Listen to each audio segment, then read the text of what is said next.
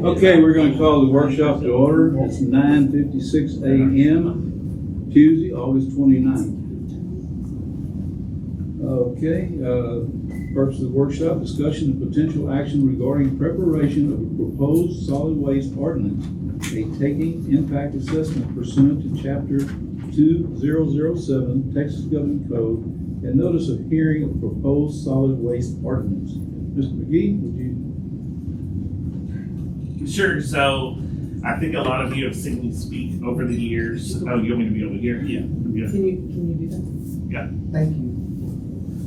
A lot of you have seen me speak over the years on solid waste disposal. So the bigger crowd that I'm used to, I never have anybody here when I'm speaking typically, because nobody likes to talk about trash. But just as a refresher course, I know all 5 of you already know this, and we preach this constantly. Counties are the most unique form of government anywhere in the United States. Cities are totally different because they have ordinance authority, and they can pretty much, unless there's a statute that prohibits something from doing it, they pretty much can just create ordinances and all sorts of things. Counties are the exact opposite of that. Unless you have statutory authority to do something, you really can't do it unless the Constitution or some form of a statute tells you can do it. Found in Texas is either what we call the Texas Bible, which is the Texas Local Government Code, or in this case, the Health and Safety Code, which is Chapter 364.012 of the Health and Safety Code. That's the County Solid Waste Authority. For Texas, it regulates haulers of trash, and it regulates all sorts of things. But what we talk about here is that the legislature uniquely gave the county a trump card that nobody else has, and that is you have the ability to file an ordinance that prohibits a landfill from coming into your county. And so the only way you can do that in 364.012 is you can designate the area where it is not prohibited, which is kind of an awkward play on words, because what most counties do, and a lot of your neighboring counties have done, is it would be easy if the statute just allowed us to say, we're just going to prohibit any kind of trash disposal in our county altogether 100%. Well, that's not fair, because I guarantee you if I went to each one of your houses, I would find trash there. And that's got to go somewhere. And so it's not a push it down the road kind of problem. That doesn't mean that you would ever get a trash dump or that one is even allowed. That's not what this is. The state of Texas has a regulatory entity that actually determines where landfills can and cannot go. And that's the TCEQ, the Texas Commission on Environmental Quality. They are the permitting agency that permits landfills. This ordinance authority or regulatory authority that a county has is this is a bad word I'm about to say. It's zoning. Counties don't have zoning authority. We don't have that type of development authority, but it is a type of zoning where if you know your county is developing and progressing and has economic growth throughout it, it's not going to do good if somebody just picks 290 or picks Highway 36 or picks some other highway and puts a landfill right on the outskirts of town or right along something. So this allows the county the authority to say, if we have to have a landfill, the only place that the county thinks for development purposes would be over here. Well, that doesn't mean somebody can buy that piece of property and put a landfill in. Right. That's not what the county's saying at all. The county's just saying for development purposes, that's the only place the county would see it going. They still have to buy the property, go to the TCEQ, go all through that application property. That's not what they do. That gives the leg up to the county to say, this is where we said it is. That doesn't mean the landowner would ever sell it to a landfill company. What happens now in circumstances, and there's 3 counties in Texas that are desperately fighting landfills in there and have spent hundreds and hundreds of thousands of dollars to prohibit a landfill from coming in. All 3 of those commissioners' courts did not have an ordinance in place. And the first time they learned about a landfill coming into the county was when the TCEQ permit application requires that notice go to the county judge and that it be published in the newspaper. So here's the county receiving this application for a landfill. There's nothing they can do. One of those landfills had already been in the works for 2 years prior to ever anybody even knowing about it. And in that case, I think it's just an interesting thing. I think I know Commissioner Majewski heard me talk about this probably at his newly elected school. But that example to me is so alarming that this family had owned the ranch since the 1800s. This is like great-grandchildren of the original owner of the land. It had been divided up, multiple parcels, and this particular landowner lived in Houston. Well, when this economic development opportunity came to her and offered her 4 times what her property actually was worth, she signed a confidentiality agreement, not really realizing what they were going to be developing or what they were going to be doing. She just knew her property was worth $2 million. Here they are paying her $6 or $8 million for a piece of property that she doesn't visit and really has nothing to do with. So the interesting thing there was, she went ahead and did that proposal and signed the confidentiality agreement. They started doing all their soil sampling, water testing, development of the engineering to create a landfill site. And then, unfortunately, her cousins, who were second or third cousins down the road, learned that all of their property was going to be next to a landfill that their cousin had sold to a landfill company. And it's under development right now. I mean, the county fought that one, environmental groups fought that one. It went all the way up to the Texas Supreme Court and had some arguments, I think, in May before the Texas Supreme Court, and they did get their permit, and they will be building that landfill. There was just nothing they could do. Had the county had an ordinance in place, That wouldn't have happened. it never would have happened. Or the landfill company would have come to the county and said, can you change your ordinance? We have this particular piece of property right here of where we do want to build a landfill. And that's just how that works out. So that's what 364.012 actually does. There's a process that you go in place for. I think when you read the agenda item, Judge, you read 3 different things. One is the actual development of the ordinance itself. And that's where no one of you, all 4 of you are commissioners, and that means somebody has to say, this is where it's not prohibited. Right. But the problem is I don't want anybody to focus on the word not prohibited, because that never means a landfill will go there. It doesn't go on anybody's property designation. It doesn't go on your tax file. It doesn't go on the appraisal district. It's no kind of designation of the land. It's just It's a saying, proactive attempt. yeah, that everywhere else is off limits. Exactly, and I want to make sure from the media's perspective that y'all convey that. That's very important. Because it's not the focus of where you're saying it's not prohibited, and counties do it all different sorts of ways. They may pick an area of the county where it's not prohibited. They may pick a parcel of land where it's not prohibited. I had a county not very far from here who picked some land way out in the middle of nowhere that's owned by a timber company or a paper mill company. And everybody's like, well, the paper mill's going to sell to a landfill. And I'm like, no. No, they're not. The paper mill's not going to sell to the landfill. A landfill's never going to buy that piece of property anyway, because the way to get to it is so convoluted that they couldn't possibly make money getting there, because it's so complicated to even get to that piece of property. What Houston and Austin and all these, growth is looking for is easy access for cheap trash. Like, where is the fastest and easiest place we can take our trash down the highway and dump it? They're not going to look at 17 miles off of 290, because that's not convenient. It's not cost effective. So that's what the goal is. So that's number 1, is developing how you want that verbiage to read in the ordinance itself. The second part of that I heard the judge read was giving public notice. So there's two different provisions. One, in chapter 364.012 of the Health and Safety Code, it requires that 2 weeks before the adoption of the ordinance, you are required to give notice to the newspaper 2 consecutive weeks.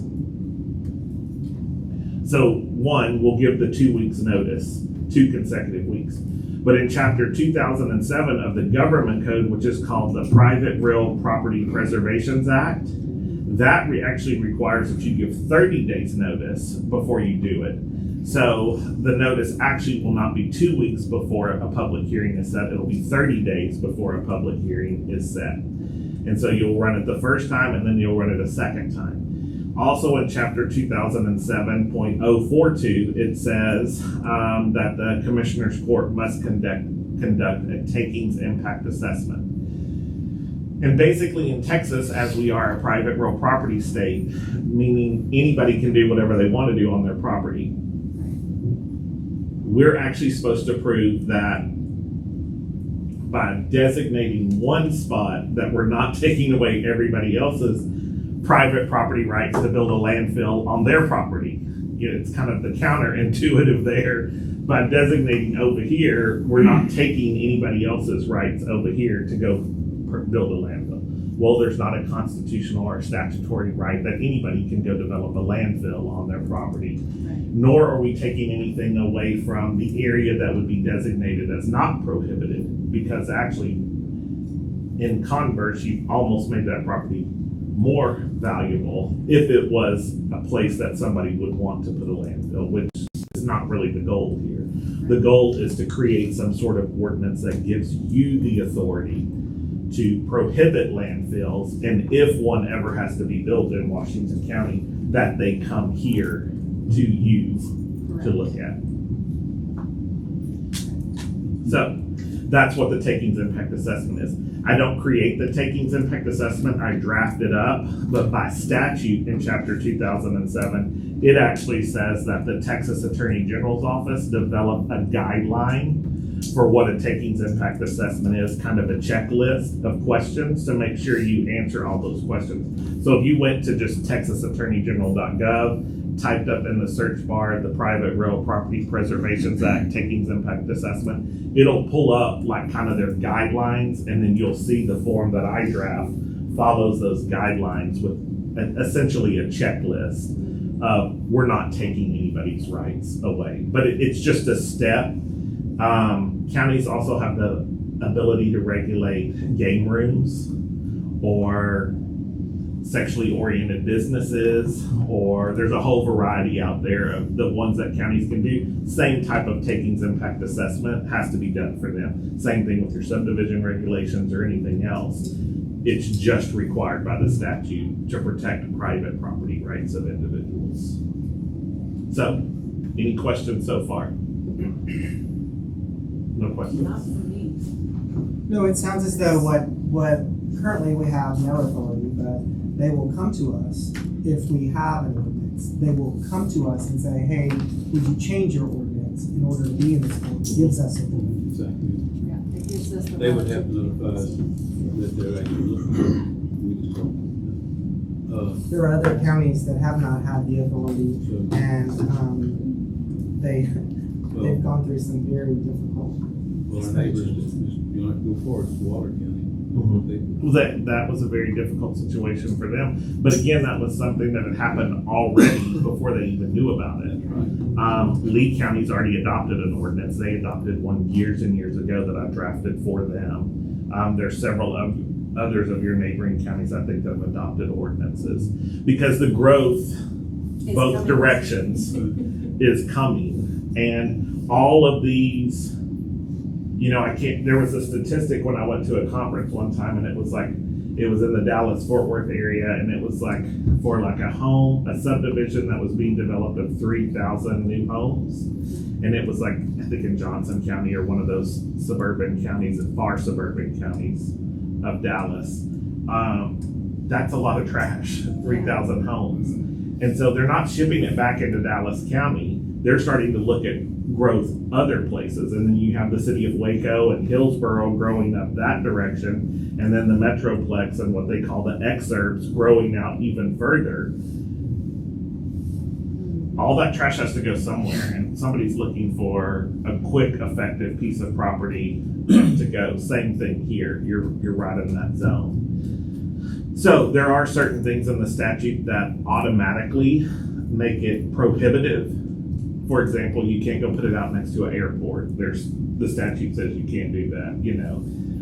There's other places where agricultural exemptions and some other stuff that's specifically mentioned in the statute of where you can't prohibit landfills. Obviously, if someone came in tonight and put in an application, they would be grandfathered in. That's what I was about to ask. So, you know, if someone is currently working on a landfill in our county and we're not aware of it, at what point does it get grandfathered? Only once the permit is approved? No. Or if they're working on The it right application. now? And that's what It's the happened. initial application. When in one of those other counties that I was talking about, when they ran down and filed the application before the county could do their ordinance. Mhm. And so the TCEQ treats that as an application file. Now, one of the counties has spent, well over $500,000, maybe close to $1 million, and they actually were able to get the application returned because there was a technical flaw in it that we had to hire experts and actually had to go all the way up to FEMA in Washington, D.C. and get a portion of their application completely overturned for inaccurate data. Yeah. And so the TCEQ, which has turned out to be an 11-year fight, that's how many years they've been fighting that one, 11 years, were able to turn that around, and then the TCEQ was able to return the application to them. And then the ordinance had been adopted 11 years ago, now is in place, so they can't refile their application because it was returned. So that was just a technical aspect of it, but you can't bet on those types of things. So time is of Working. the essence.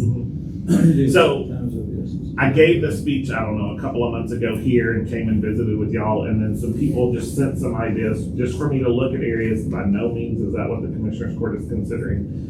One of the things y'all asked me to look at is at one point, I think the city of Brenham had a landfill years and years ago. We're talking like 40 years ago. And I pulled through their data. It's been closed since like 2007, maybe even before that, but that's when the last data was put in there.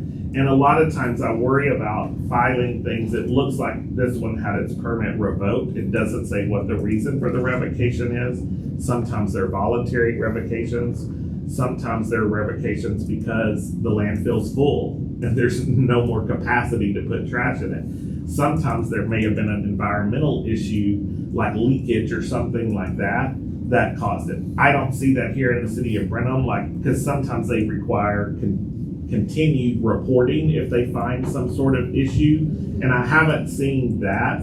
I didn't dig too deeply. I just pulled all of the online TCEQ data, and it looks like the last report that ever was filed was in 2007, but it looks like the permit was originally issued in 1986. And so it's just been some sort of thing going on from there. Washington County, the interesting thing here is you can actually just pull what they call MSW permits, municipal solid waste permits, to see how many's ever existed in the counties. In most counties, when I do this, I pull it, it'll be pages, of MSW permits going back to like some of the 40s, the 60s, because TNRCC changed to TCEQ and all those regulatory entities. They have old data in there that you can find. Washington County only pulls 1, 2, 3, 5 total. So y'all haven't had a lot of MSW permits granted by the state. 2 for the city of Burton, 2 for the city of Burton, 3 for the city of Brenham, and then something called the Brenham site. But a lot of the times when you dig into those, you'll see they're just like, sometimes you'll see it like for Washington County Precinct 3. They had a permit to dump all their trash somewhere or something like that. And they're just little site-specific things. And sometimes it's just where it gets filed and then nothing ever happens to it and it just gets canceled because there may only be like 3 entries in there. The filing and then a letter and then nothing happens and it just gets canceled. But Washington County didn't have that many. So I did look at the city of Brenham's site. I don't necessarily think that's a good way. Y'all asked me for ideas of places where I thought. I gave you some ideas when I was here about like the timber company or some family that owns some ranch land somewhere, or for example, in College Station, the Brazos River Authority, maybe they own some property somewhere. Y'all have Glenn College here, maybe they own some land somewhere. So there are some areas that we can look at places, and I know some ideas came in. Somebody sent me one of Glenn Junior College owns some land out somewhere that we may want to talk to the junior college about. It's in a location between, I don't know if it was donated to them or where it came from, but it's between Somerville, between the lake and here, between Brenham, out about halfway. It's on a good roadway, but it is out there, and Glenn probably has no intention of ever letting a landfill company buy it and do anything with it. But that may be somewhere where we could talk about, hey, it's not prohibited right there, but then that would eliminate the entire rest of Washington So let County. me ask you this, so let's say that the Commissioner's Court did choose that particular piece of property. And at some point down the road, Glenn says, hey, we want to offload this, okay? The county could go buy it. That's what I was gonna ask, could we get first right of refusal? You could talk to On the that. college about it, yeah.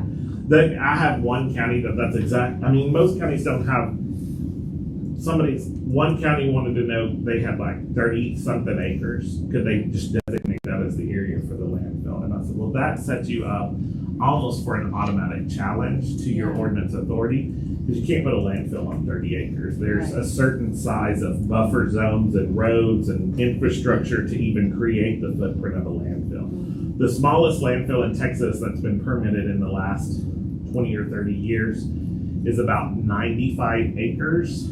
And I'm not sure if the 95 acres is the footprint of the landfill or the total spot of it, but it's about 95 acres. And then they have to have room to have the buffer zone. It's in a near suburban area to a major city with tons of residential all around it. You almost wouldn't know it's there, but it is there. And that's the smallest. So I always say, look at something, above 100 acres or even bigger, and then you're not having that fight. So that county, I told them on their little 35 acre tract or whatever, I wouldn't Not advise good. putting it there because you're setting yourself up for an automatic argument that the Commissioner's Court acted in 2 ways. One, ultra vires exceeded their authority, and 2, they created an invalid ordinance because it just can't sustain even what it's purported to be. But another county did go ahead and they owned some property that I can't remember if they got it through a donation, like somebody granted the land to them, or either it was a delinquent tax issue or something, but they had a pretty big spread of land and they were going to use it for part of one of the county barns or Commissioner's Court precincts to park equipment and road materials out there on, but it was a large piece of property, and they actually designated that, and it was well over 100 acres that could be designated. But again, that just makes the landfill company come to you to talk about the options for it. Right. Theirs was so far away that a landfill company would not choose that county road to operate those heavy. It dump trucks essentially on. forces them that if they want to put something like that and not on the property that's designated, they have to come before the Commissioner's Yeah. Court. So it gives us the latitude to use.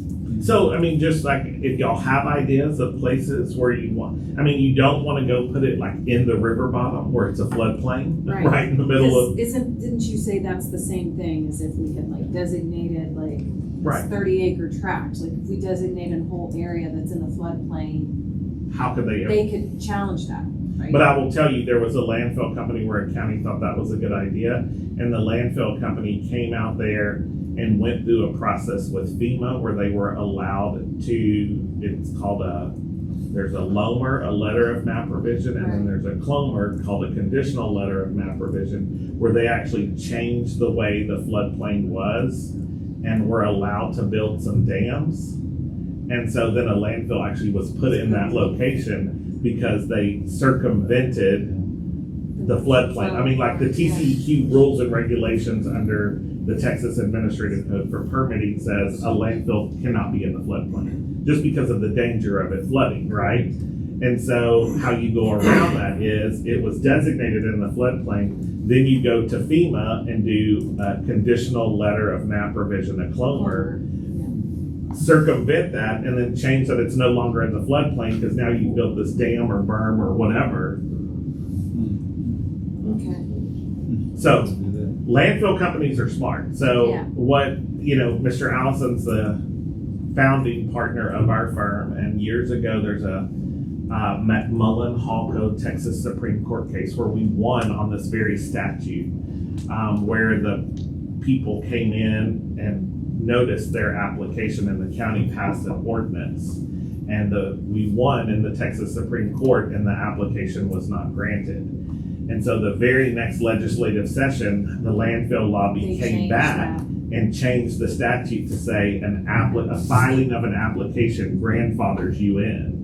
So, they're one step ahead through the legislative process with their lobby groups and all that stuff to do this. And if landfill companies, they're not trash. They are one of the most profitable run anywhere that you have. And not scare tactics, but there was like a New Jersey firm that went to Alabama and shipped all of their coal ash from New Jersey to Alabama, and it was just dumped on this rural community on one of these things.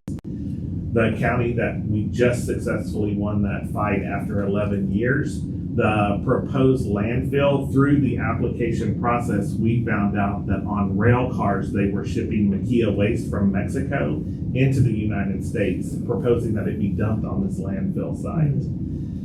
So there's money in this. I mean, they're close enough to the border that was profitable there, but that was part of the proposal that landfill company had. Was not only was it residential municipal solid waste, but they were going to be asking for this industrial Maquia type waste to also be disposed of just from across the border on rail cars. So, I mean, you kind of have to think about all these things there. It's once the landfill comes in, they will start to fight and push the boundaries for other more profitable sources of income stream, regardless of what that is. Now, you don't ever have to worry about like hazardous materials and things like that, because that's their own special permits that go through TCEQ. But this is some form of industrial or municipal solid waste under this particular provision of the health and safety code.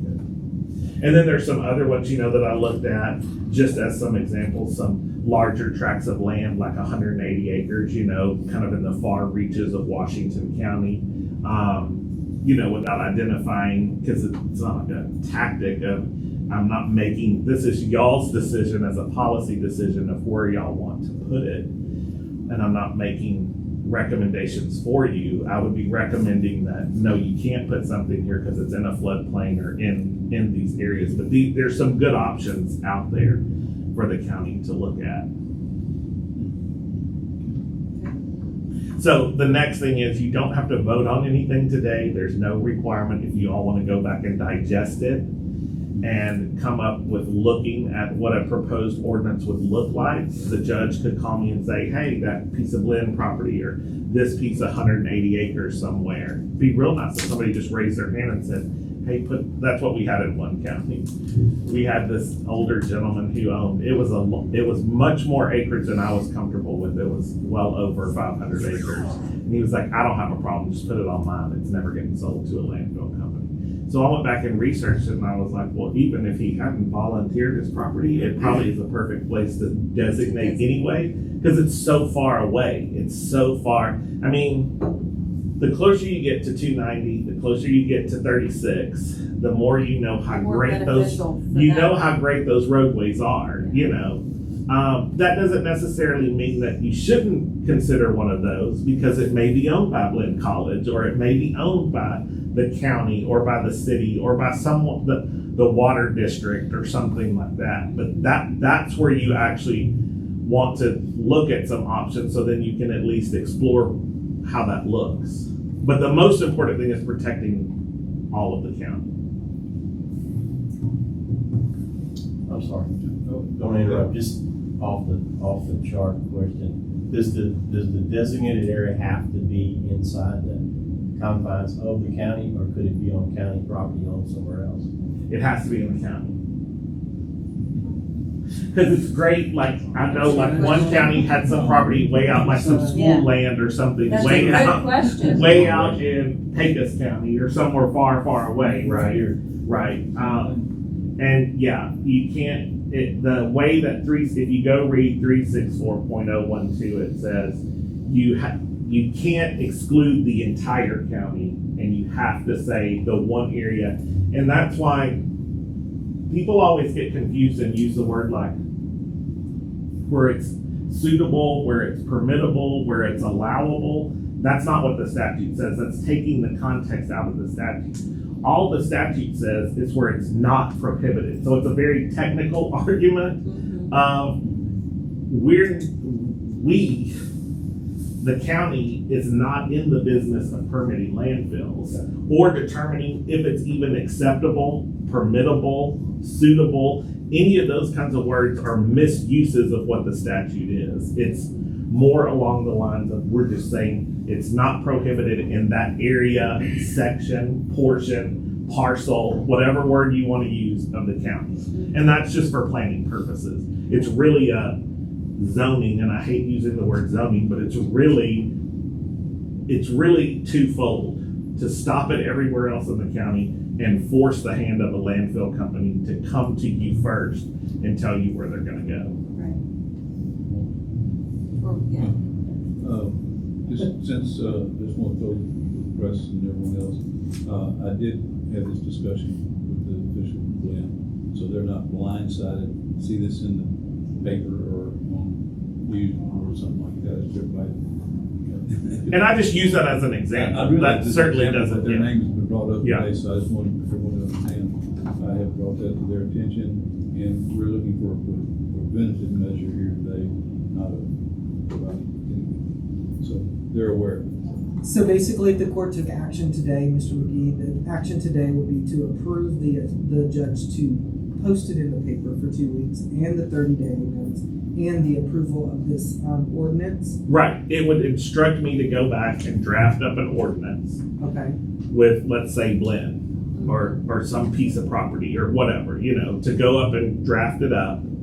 And then the judge wouldn't have to put it in the newspaper today, but you would go ahead and give the judge the authority, once it's in the format and in a form that we like, then the judge can go ahead and put that 30-day notice out there So- and set that public hearing. And then also it would instruct me to draft the takings impact assessment on wherever it's not being prohibited. And would you need us to provide you with an area today, or can we, how does that work? So probably it could go either way. If you said today, here's where I think I want it to go, and y'all voted on it, I could go back and draft that up. But at your next commissioner's court, if you want to go back and digest and think about it, I don't have to be here for the next one. You could put this exact same agenda item back on at another commissioner's court meeting and say, instruct Mr. McGee to go draft it. And then the easiest thing to do is send me the portion of the county, the area of the county, the appraisal district description, a legal description, whatever you want incorporated in there. Then I will do essentially one more clear check, pull it up on some Google Maps, look at FEMA floodplain stuff, make sure, it's not next door to an airport, kind of look at some of those things. If I don't see anything with it, then I will incorporate it in all the language of an ordinance. And then that ordinance will be available at the county judge's office, the takings impact assessment will be, and then it'll be posted in the newspaper for anybody who wants to come talk about the public hearing. Okay, the other document that you sent along with this. That is the I sent just a draft order that basically just said everything that I said, and that could be it. I just did it as preemptive, meaning you could do it today, or you can do it your next commissioners court meeting, or whenever y'all want this back on the agenda. We'd have to be in a regular meeting. So at the next, if this is just a workshop with no take action item, then whenever y'all have y'all's next commissioners court meeting, that's the order. It's just a proposed order that I sent And over to in the that judge. meeting, we would have to have the location. Mhm. So we'd have to have a list of the locations, and the court members would have to view that, and then we'd have that discussion in that meeting. Yeah. Okay. Can't discuss it outside the meeting. It's an open No, meeting. no, That's violation, no, but I trust- mean, trust me. yeah, you could, like Commissioner, I'm just using Commissioner Bullock as an example. She could bring an idea, you could bring an idea, the judge could bring an idea. Okay. Y'all could say, here are the three ideas we're talking about.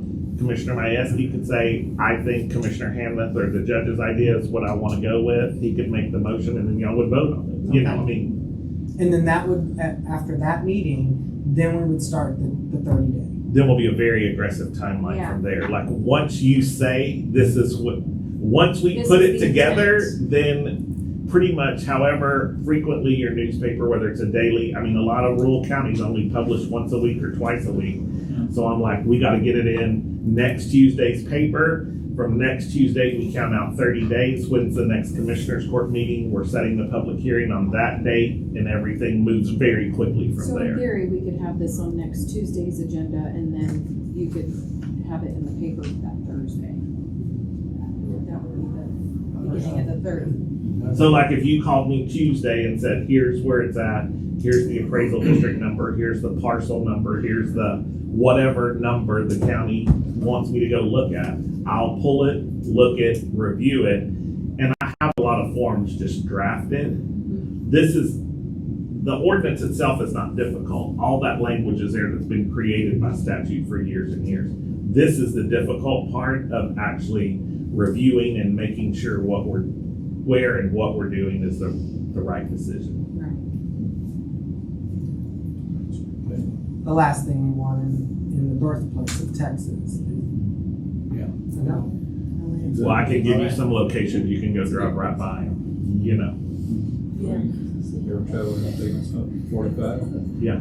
See that huge one Well, when you drive to Austin, Well, there's Austin. technically one right on Yeah. 290, Yeah. right on the side of the road. It used to be way out of town. Yeah. When they started. Now there's apartment complexes directly across the street from it. Yeah. It's a And mountain then, yeah, it's a mountain. But if you just turn down, you go by the strip club and turn right there on that road, that's kind of how it works out. Somehow there's landfills and sexually oriented businesses all right in the same location of one another. That, I'm sure there was intent behind Yeah, that. we're just all trash there. Yeah. So that's where the contracts work, just because of how cost effective it is. But if you just turn just a little ways down that road, when you look back to your left, you can tell it's a landfill. From the 290 side, it kind of looks like a mountain up there, Yeah. and water sprinklers going, and those vent pipes, you know. But if you just go a little bit, and there's another one that is going to be built on 130. Oh. Right outside of Austin, that is in the process, that is gonna it's not gonna look as mountainous as that, because it's a lot flatter headed south on 130 than anywhere else. Yeah, well, we need Sounds to like get her a- done. Yeah, we do. Okay. Anybody have any other questions? I do not. No, thank you, Thank you Mr. very much. Reed. No, you're welcome. Thank you very much. Did Yeah, y'all didn't have say any anything questions? about fairgrounds, so. Woo! Just remember game. This week. Got the word preventative? Oh, yeah. Oh, yeah. Yeah, All right. Okay. proactive. Proactive, very good. Defense game. Yeah. Proactive, preventative measures. There you go. Okay, anybody gonna make the motion? A second. So, lottery. All in favor? So you're all saying lottery. Because they have a chance. Yeah, I did too. Uh, Kurt, Animal exception. Just like those games, you can go in there and win money or cars and stuff.